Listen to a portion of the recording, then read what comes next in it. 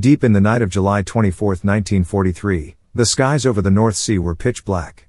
A massive formation of 791 Royal Air Force bombers was flying in tight formation toward Hamburg, Germany's second-largest city. Among them were Lancaster heavy bombers, Halifaxes, Stirlings, and the fast Mosquito Pathfinder aircraft leading the way. The crews wore solemn expressions. They knew tonight's mission was no ordinary bombing raid.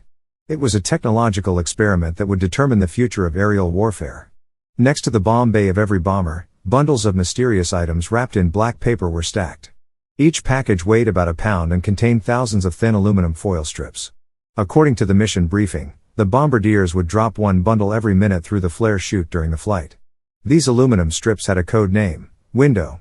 No one knew for certain what effect these weightless pieces of metal would have.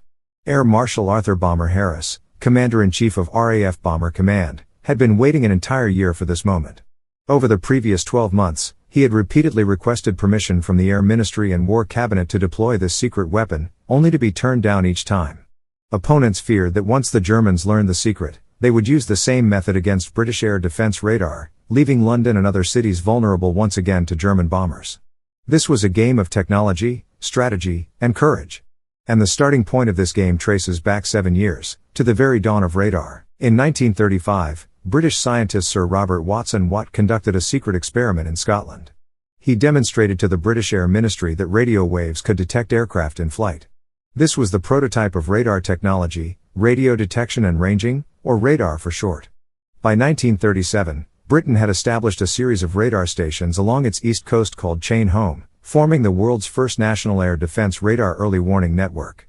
These stations could detect incoming enemy aircraft from over 100 miles away, providing RAF Fighter Command with precious warning time. That same year, a young physicist named Reginald Victor Jones, commonly known as R.V. Jones, suddenly thought of an interesting question while studying radar principles. Since metal objects reflect radio waves, wouldn't scattering large amounts of metal fragments in the air produce false echo signals on radar screens? Jones was only 26 at the time, having just earned his doctorate in physics from Oxford University. He later wrote in his memoir Most Secret War, as early as 1937, "I thought that if pieces of metal foil were allowed to fall through the air, they might produce aircraft like echoes on radar." The idea seemed more like science fiction than practical military technology at the time. Almost simultaneously, another British scientist named Gerald Touch, working on Watson Watt's radar research team, proposed a similar idea. He suggested suspending metal wires of certain lengths from balloons or parachutes to overwhelm radar systems with false echoes. However, these ideas were not taken seriously at the time. The reason was simple: Britain was the leader in radar technology, and they feared that if this jamming method proved effective, the Germans would learn to use it against Britain's radar network. At that time, Britain's air defense system depended entirely on radar early warning, and any idea that might weaken radar effectiveness was considered dangerous. And so, this idea of metal clouds was locked away in the secret archives of the British Air Ministry, where it would sit for 5 years. While Britain was making rapid strides in radar, Germany was also secretly developing its own radar technology. By the outbreak of World War II in 1939, Germany had developed two main radar systems, the Freya long-range early warning radar and the Würzburg fire control radar. The Freya radar operated at a wavelength of 2.4 meters and could detect large aircraft formations from 200 kilometers away. Named after the Norse goddess of foresight, it was deployed along Germany's western border and the French coast, forming Germany's early warning network. The Würzburg radar, on the other hand, was a more sophisticated fire control radar operating at a wavelength of 53 centimeters. It took its name from the German city of Würzburg, where Telefunken's radar production facility was located. The Würzburg radar could precisely measure the range, bearing, and altitude of individual aircraft with errors of less than a few dozen meters. It was used to direct anti-aircraft guns and night fighters and formed the core of Germany's air defense system. During the Battle of Britain in 1940, the Luftwaffe launched massive air raids on Britain. However, Britain's Chain Home radar network played a critical role, allowing RAF fighters to intercept German bombers at the most critical times and places. The Luftwaffe suffered heavy losses and eventually abandoned Operation Sea Lion, the plan to invade Britain. This defeat deeply troubled Reichsmarschall Hermann Göring, commander of the Luftwaffe. He ordered accelerated development of Germany's own air defense radar system. By the end of 1941, Germany had established a complete radar early warning network across France, Belgium, the Netherlands, and Germany proper, known as the Kammhuber Line, named after General Joseph Kammhuber, commander of Germany's night fighter force. The Kammhuber line consisted of a series of air defense sectors called Himmelbett. Each sector was equipped with one Freya long-range radar and two Würzburg fire control radars. When British bombers entered a sector, the Freya radar would first detect them, then the Würzburg radars would track both the bombers and the German night fighters separately, with ground controllers guiding the fighters toward their targets via radio. This system began to take its toll in 1942. Loss rates for RAF Bomber Command rose sharply, sometimes reaching 5 to 6% per night raid. At that rate, Bomber Command would be depleted within months. Sir Arthur Harris, who took command of Bomber Command in February 1942, faced a severe challenge. He firmly believed that strategic bombing of German cities was the key to winning the war, but the high loss rates made his strategy unsustainable. He desperately needed a way to break through Germany's radar air defense system. In the second half of 1941, British intelligence began receiving reports about Germany's new Würzburg radar. From aerial reconnaissance photos, the radar antenna appeared to be a parabolic reflector about 3 meters in diameter, mounted on a rotatable base. British scientists speculated that this radar operated in the centimeter band with extremely high precision. R.V. Jones, then head of scientific intelligence at the British Air Ministry, understood the importance of learning the technical details of German radar. He proposed at a meeting, if we could get our hands on a complete Würzburg radar, or even just its key components, we could find ways to counter it. This idea received support from British Prime Minister Winston Churchill. Known for his love of adventure and special operations, Churchill immediately approved a bold plan: send commandos to raid a German radar station on the French coast and seize key components of the Würzburg radar. The operation was codenamed Operation Biting, targeting a German radar station near the village of Bruneval in northern France, near Le Havre. On the night of February 27, 1942, 120 paratroopers from C Company, 2nd Parachute Battalion, commanded by Major John Frost, took off from Britain aboard Whitley bombers. They parachuted near Bruneval and split into 3 groups, one to capture the radar station, one to provide cover, and one to secure the beach evacuation point. The raid was a masterpiece of special operations. The paratroopers quickly captured the radar station and began dismantling its key components before the German garrison could react. Radar experts Sergeant Vernon and Sergeant Cox, with the help of sappers, carefully removed the Würzburg radar's receiver, transmitter, and core antenna components. They even captured a German radar technician and brought him back to Britain. The entire operation lasted less than 3 hours. With minimal casualties, 3 killed and 7 wounded, the British successfully seized key components of the Würzburg radar and 1 technician, then withdrew by landing craft from the beach back to Britain. The results of the Bruneval raid were revolutionary. British scientists finally had the opportunity to study Germany's most advanced fire control radar in detail. They discovered that the Würzburg radar operated at 53 cm wavelength, used conical scanning technology, and could accurately track aerial targets. More importantly, they confirmed the radar's frequency and operating mode, providing critical data for developing targeted countermeasures. R.V. Jones wrote in his memoir, "The Bruneval raid was one of the most important special operations of the entire war. Not only did it teach us the technical details of German radar, but more importantly, it paved the way for the eventual practical deployment of Window." While the Bruneval raid was taking place, in a secret laboratory at the Telecommunications Research Establishment, TRE, in Swanage, Dorset, a female physicist named Joan Curran was conducting equally important research. Joan Curran was born Joan Struthers in Swansea, Wales, in 1916, the daughter of an optician. She showed extraordinary scientific talent from an early age and won a scholarship to study physics at Newnham College, Cambridge, in 1934. She graduated with honors in 1937. Though Cambridge did not actually award degrees to women at that time, she would not formally receive her degree until 10 years later. After graduation, Joan Struthers worked at Imperial Chemical Industries, researching infrared detection technology. In November 1940, she married Samuel Curran, a fellow physicist who later invented the scintillation counter and proportional counter and was knighted. Shortly after their marriage, the Currans were transferred to the Telecommunications Research Establishment in Swanage.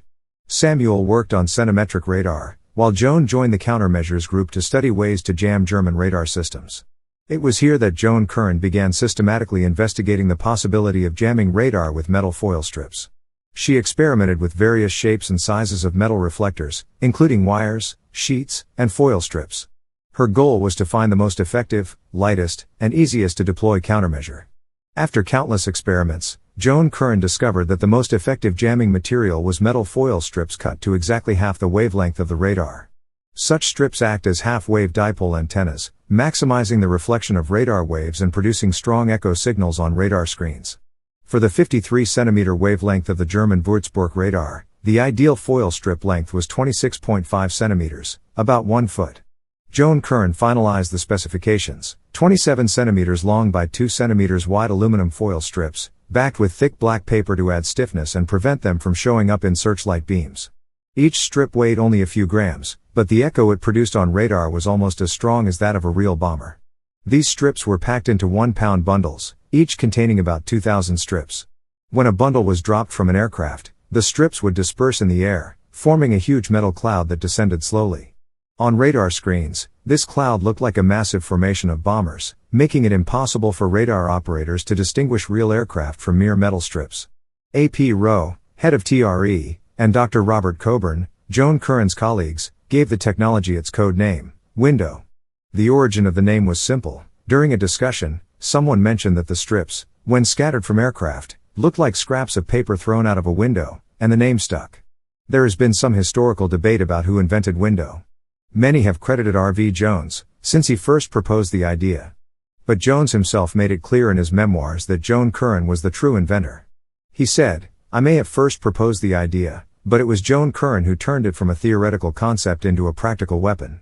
In my opinion, Joan Curran made an even greater contribution to Allied victory than Sam.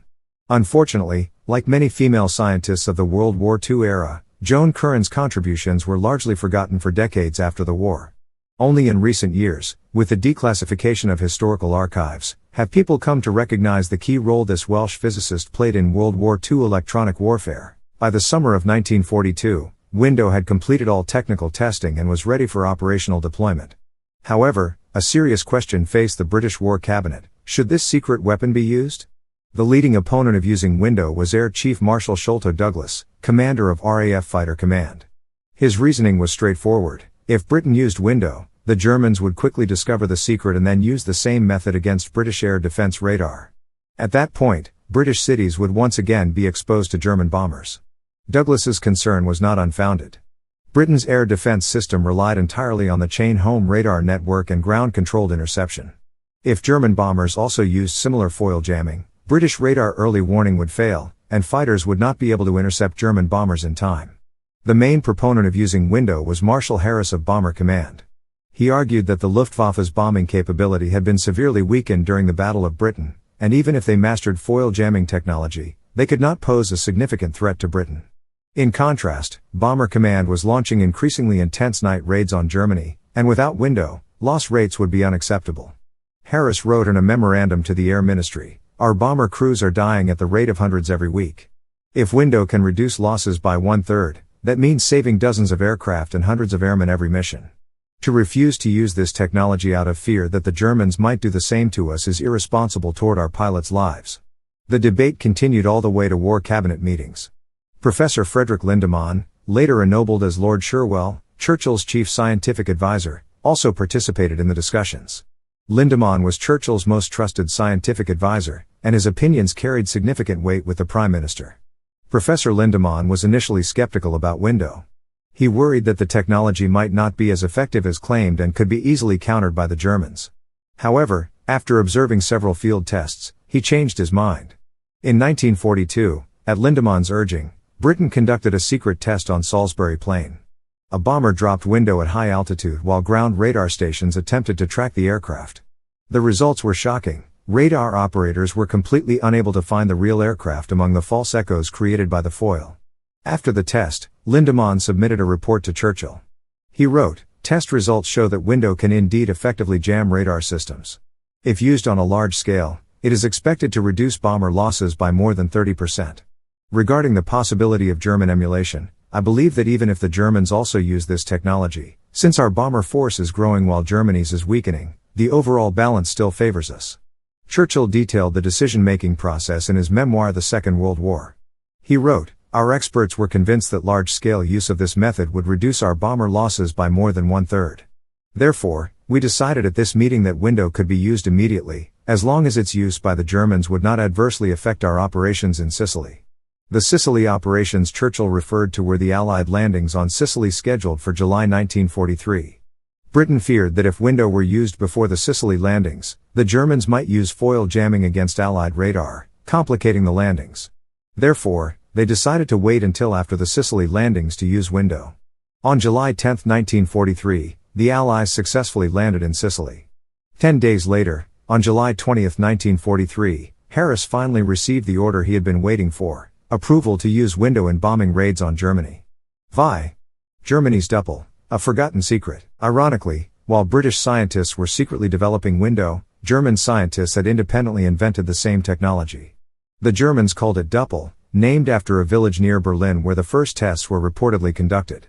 Germany's Düppel was almost identical to Britain's Window, metal foil strips approximately half a wavelength long, designed to jam radar.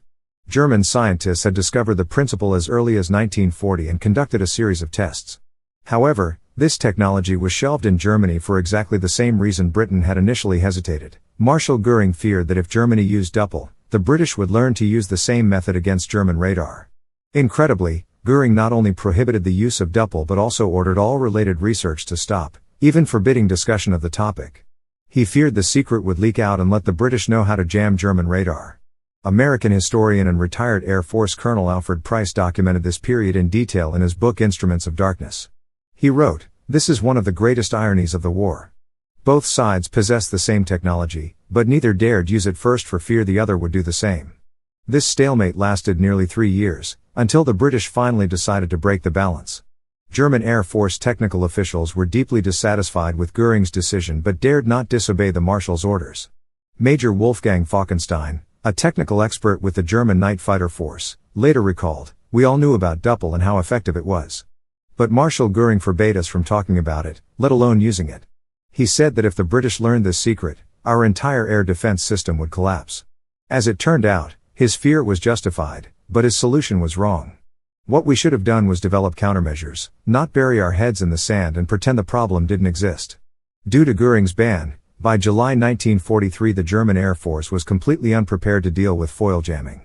They had neither countermeasures nor training for radar operators to work under foil jamming conditions. This created the perfect conditions for Window's debut in Hamburg. On July 24, 1943, RAF Bomber Command launched a massive bombing campaign codenamed Operation Gomorrah, targeting Germany's second-largest city, Hamburg. The name Operation Gomorrah comes from the sinful city in the Bible, which God destroyed with fire from heaven because of its wickedness. Harris chose the name to express his determination to deliver devastating bombing to German cities. This operation was the largest bombing campaign the RAF had ever undertaken. Harris planned to launch a series of round-the-clock bombing raids on Hamburg over the course of a week, dropping at least 10,000 tons of bombs and completely destroying the city. The first raid on the night of July 24 was selected as the first operational test of Window. Harris chose Hamburg as the target because the city was beyond the range of the British radio navigation system OBO, requiring bombers to fly deep through German air defense zones, where loss rates were typically around 6%. If Window could significantly reduce losses on such a target, it would prove its value. The first squadron trained in Window use was No. 76 Squadron RAF. 24 crews received special briefings on how to drop these mysterious foil bundles. On the night of July 24, 791 bombers took off from airfields across Britain, forming a massive bomber stream heading for Hamburg. The vanguard was the Pathfinder Force, composed of Mosquito bombers from No. 8 Group, who were responsible for marking target positions with target indicators for the following bombers. En route to the target, every bomber began dropping Window according to plan. Bombardiers crouched beside the flare chutes deep in the fuselage, manually dropping one bundle of foil every minute. It was tedious and exhausting work, but they knew these weightless metal strips might be the key to whether they would make it home alive that night. Bundle after bundle of foil fell from the planes, dispersing in the air to form a metal cloud stretching dozens of kilometers. These aluminum foil strips drifted slowly downward through the night sky, taking about 2 hours to reach the ground. At radar stations inside Germany, chaos quickly ensued. That night, at a Freyer radar station in northern Germany, 22-year-old radar operator Heinz Müller was on duty. Suddenly, he noticed dense white dots appearing on his radar screen, as if a snowstorm had suddenly struck. "I had never seen anything like it," Müller recalled after the war. "The screen was full of dots, hundreds, thousands of them, and they kept increasing. I thought our radar was broken, so I checked all the equipment, but everything was normal. Then I realized these were all targets, but there were too many to be real planes. The British couldn't have sent thousands of bombers. In fact, Only 791 British bombers were dispatched that night, but on German radar screens, they looked like thousands. The false echoes from window foil completely drowned out the real bomber signals. The situation was even worse for the Würzburg fire control radars. These precision radars, designed to track individual targets accurately, were completely useless under window jamming. Radar operators from anti-aircraft units couldn't lock onto any targets and could only fire blindly into the sky. The German night fighter force fared no better. Their ground control system relied entirely on radar guidance, but now with false signals filling the screens, controllers had no idea where the real bombers were. Night fighter pilots flew aimlessly through the darkness, unable to find any targets. Heinz Wolfgang Schnaufer, Germany's top-scoring night fighter ace, known as the Ghost of St. Tron, was also on duty that night. He later recalled, "The situation that night was a complete disaster. Our radar was completely useless, and ground controllers didn't know where the enemy was. I flew over Hamburg for a full hour without seeing a single British bomber. That would have been unthinkable before." Under the cover of window, British bombers reached Hamburg almost unimpeded. The Pathfinder force accurately marked the targets, and the following bomber stream dropped 2,300 tons of bombs and incendiaries on the city center and port in just 2.5 hours. The bombing caused massive destruction. Fierce fires broke out in central Hamburg, and the entire city was shrouded in smoke and flames. But for the RAF, what mattered more was the mission's loss rate. Of 791 bombers, only 12 failed to return, a loss rate of just 1.5%. Alfred Price wrote in Instruments of Darkness, "The new tactic had clearly been a great success. Had the raid cost the 6% losses normal for a Hamburg raid, Bomber Command would have lost 50 aircraft from its force that night." So the actual loss of 12 meant that Window had saved 38 aircraft and about 250 aircrew lives in a single night. On the morning of July 25, when the first damaged British bomber crashed inside Germany and German soldiers discovered those strange aluminum foil strips in the wreckage, German Air Defense Command finally understood what had happened. The news quickly reached Luftwaffe headquarters in Berlin. Marshal Göring was furious when he heard. He summoned all officials responsible for radar and electronic warfare to his office and sharply questioned why they had not provided advance warning and why there were no countermeasures. Field Marshal Erhard Milch, Director General of the German Air Force, wrote in his diary, July 25. "We finally confirmed that the British are using foil jamming. This is the Düppel we've been worried about." Marshal Göring is very angry. He accuses us of not being prepared in advance. But what can we say? It was he who ordered research on this issue to stop. That same day, the Luftwaffe held an emergency technical meeting to discuss how to deal with the window threat. However, with no prior preparation, they had no effective solutions ready. German scientists proposed several possible countermeasure directions. First, increasing radar frequency so existing foil lengths would no longer match. Second, developing moving target indication technology to distinguish between real targets and falling foil using differences in speed. Third, changing night fighter tactics to no longer rely entirely on ground radar guidance. But all of this would take time, and the British wouldn't give them time. Over the following days, the RAF continued its fierce bombing of Hamburg. During the day on July 25, U.S. Army Air Forces bombers joined the fight, conducting daytime precision raids on Hamburg's aircraft factories and shipyards. On the night of July 27, the RAF launched another massive air raid on Hamburg. This time, the bombing triggered a terrifying firestorm. A firestorm is an extreme fire phenomenon. When large numbers of incendiary bombs ignite simultaneously in a short period, the fire creates powerful updrafts that draw in massive amounts of fresh air from the surroundings, forming winds of up to tens of kilometers per hour. The winds in turn further fuel the fire, creating a self-sustaining vicious cycle. Hamburg's firestorm was one of the worst fire events of World War II. Temperatures in the city center reached over 800 degrees Celsius, hot enough to melt asphalt pavement. People suffocated in air raid shelters or were burned alive. It is estimated that over 40,000 people died in Hamburg during Operation Gomorrah, most of them civilians. Former Nazi armaments minister Albert Speer wrote in his post-war memoirs, "Hamburg had suffered the fate of a city completely destroyed. If we continued to lose cities at this rate, it wouldn't be long before Germany's entire war industry collapsed." Faced with the crisis brought by Window, the Luftwaffe had to quickly adjust its tactics. With all technical countermeasures still needing time, their first thought was to change how night fighters were employed. On July 29, 1943, just 5 days after the Hamburg firebombing, Luftwaffe Major Hans Joachim von Lossberg proposed a bold tactical concept. He suggested that instead of relying on ground radar to guide night fighters, fighters should fly directly into British bomber routes and use pilots' own vision to find targets. This tactic was named Wild Sow, wild boar. Under this tactic, German night fighters would climb ahead of incoming British bombers into their bombing altitude, then use the glow of burning cities below as a backdrop to spot and attack bombers from above. Goering and Hitler quickly approved the tactic. Units specially formed to execute the Wild Sow tactic were equipped with single-engine Bf-109 and Fw-190 fighters, more agile and faster than traditional twin-engine night fighters. The Wild Sow tactic achieved some success in its first few months. British bombers, having become overconfident under Window's protection, flew in looser formations, giving German fighters opportunities. Some experienced German pilots achieved high kill rates using the Wild Sow tactic. However, Wild Sow also had significant limitations. It depended entirely on good visibility and ground fires, and was ineffective on cloudy nights or when there were no obvious ground targets. Moreover, single-engine fighters had limited range and couldn't patrol for long periods. Besides the Wild Sow tactic, the Germans tried other methods to counter Window. They equipped some night fighters with airborne radar called Liechtenstein, allowing pilots to search for targets themselves. But early airborne radar had limited performance and was equally vulnerable to window jamming. German scientists also rushed to develop technical countermeasures. They experimented with moving target indication, MTI, technology, using the Doppler effect to distinguish moving aircraft from slowly falling foil. They also tried changing radar frequencies so British foil would no longer match the new wavelength. However, all these technical countermeasures faced a common problem: their effectiveness was limited, and the British always found new ways to counter them. For example, when the Germans changed radar frequency, the British simply adjusted the length of their foil accordingly. When the Germans used moving target indication, the British dropped more foil to make the false signal stronger. More importantly, the Germans were caught in a dilemma. Anti-window measures made radars more vulnerable to other jamming, while anti-jamming measures made radars more vulnerable to window.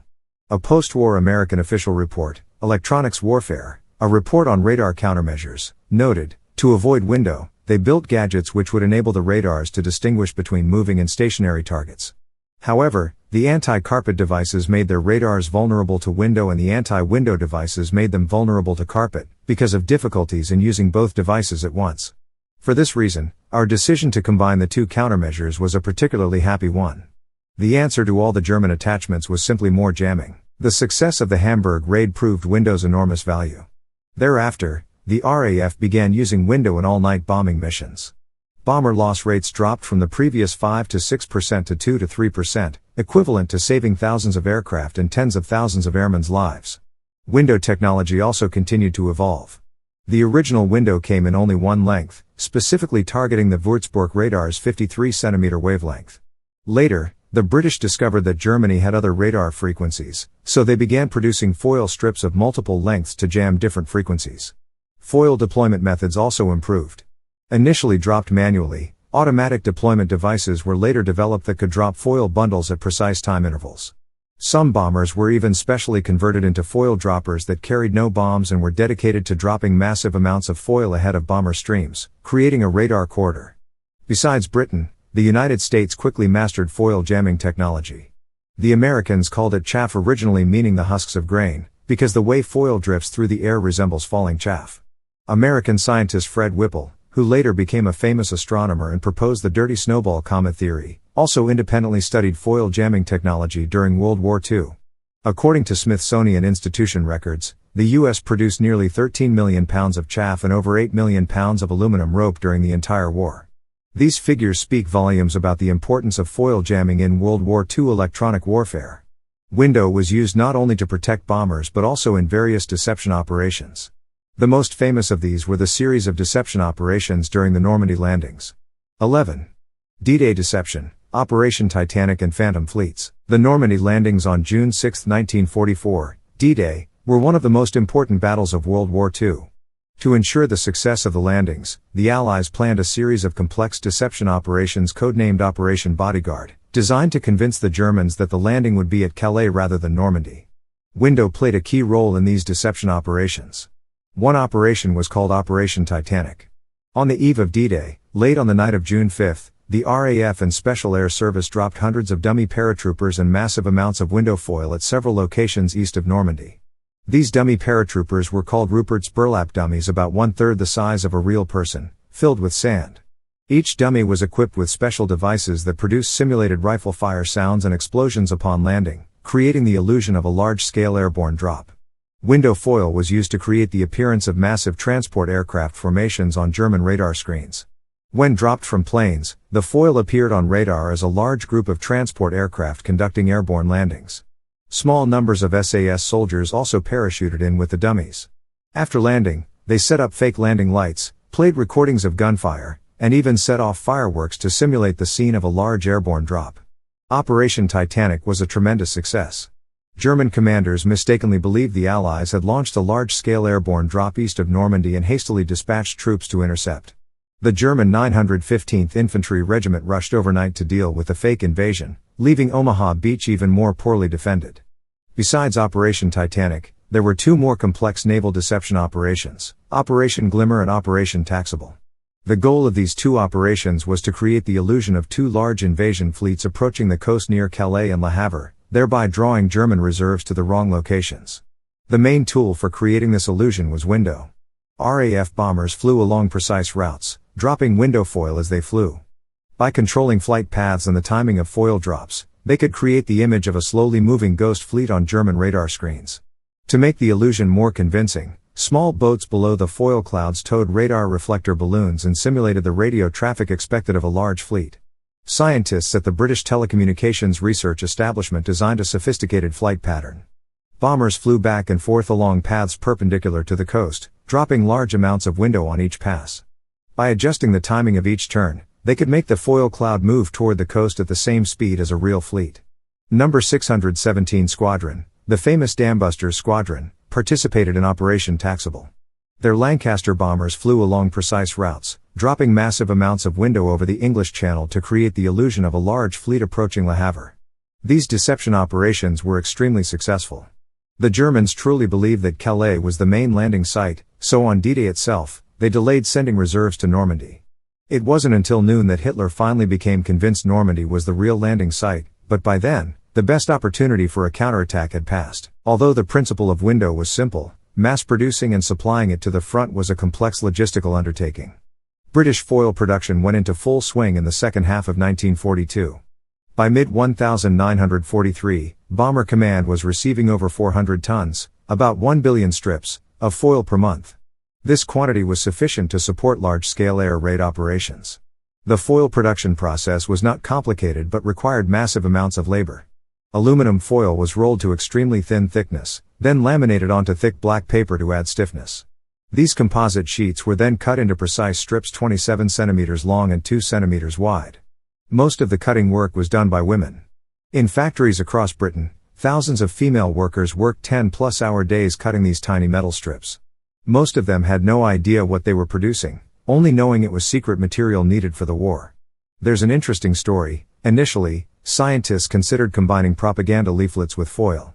They wanted to use notebook-sized aluminum foil sheets with propaganda text printed on one side, so they could both jam radar and serve a propaganda purpose.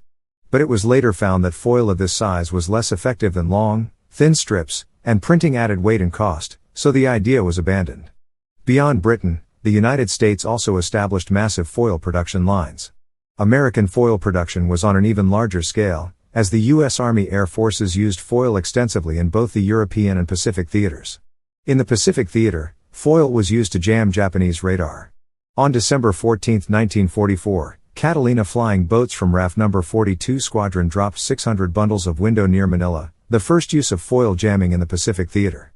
According to pilot reports, after using foil, the accuracy of Japanese anti-aircraft fire dropped significantly, and aircraft losses decreased markedly. By the end of the war, foil had become standard equipment for all air forces. Whether bombers or fighters, almost every combat aircraft carried chaff for self-defense. After World War II, window/chaff technology did not disappear with the end of the war. Instead, it continued to develop and became an indispensable part of modern electronic warfare. Foil jamming has been widely used in every post-war local conflict, the Korean War, the Vietnam War, the Gulf War, and others. As radar technology has developed, chaff has also evolved, from simple aluminum foil strips to metal-coated glass fibers, and then to various new types of jamming materials. Modern chaff can simultaneously jam multiple radar frequencies and comes with specialized deployment devices and tactics. Beyond the military sphere, chaff technology has also unexpectedly affected civilian weather radar. The weather radars we use today work on the same principle as World War II air defense radars, transmitting radio waves and receiving echoes to detect targets.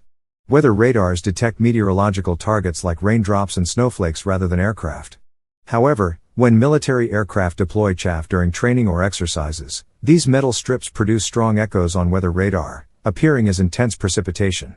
Meteorologists are frequently puzzled by these fake rain clouds. Smithsonian Magazine joked in an article, "Joan Curran's invention helped win the war, and to this day it still confuses weather forecasters." More importantly, the birth of Window marked the formal emergence of electronic warfare as an independent combat style. Before Window, radar countermeasures were mainly about jammers versus radar, a competition between electronic devices. The appearance of Window made people realize that sometimes the simplest technologies can produce the most revolutionary effects. In a sense, Window was the first true stealth technology. It didn't make aircraft truly disappear, but by creating large numbers of false targets, it drowned real targets in noise. This approach also had a profound influence on the later development of stealth technology. In the story of Window, perhaps what is most poignant is the fate of Joan Curran. As the true inventor of Window, Joan Curran made enormous contributions during the war, but her name remained unknown for a long time. This was not only due to secrecy but also the general neglect of female scientists in that era. During World War II, thousands of female scientists and engineers participated in the development of various secret weapons.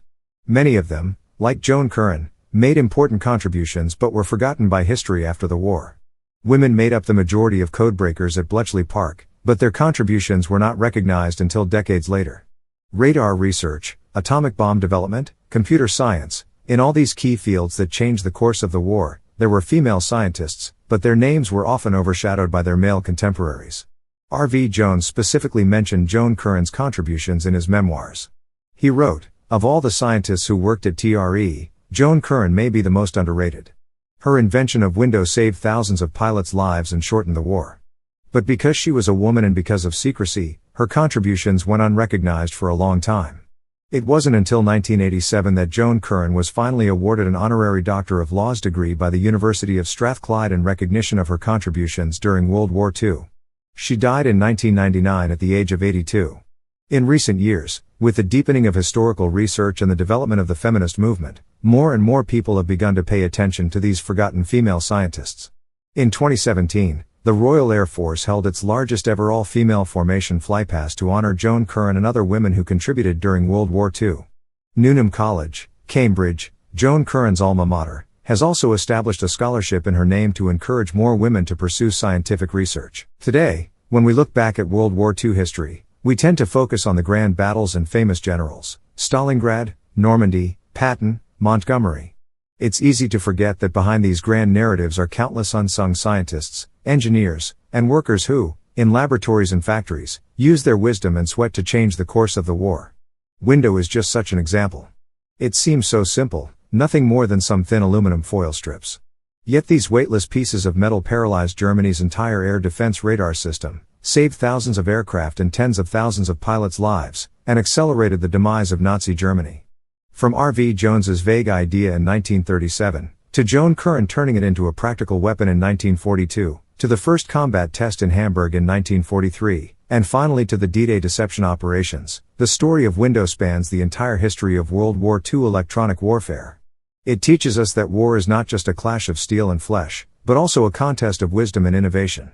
Sometimes a simple idea, a seemingly insignificant technology, can change the entire course of a war. It also teaches us that history is created by countless ordinary people together.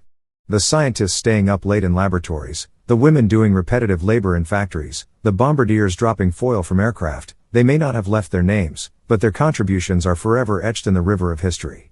In May 1945, Germany announced unconditional surrender.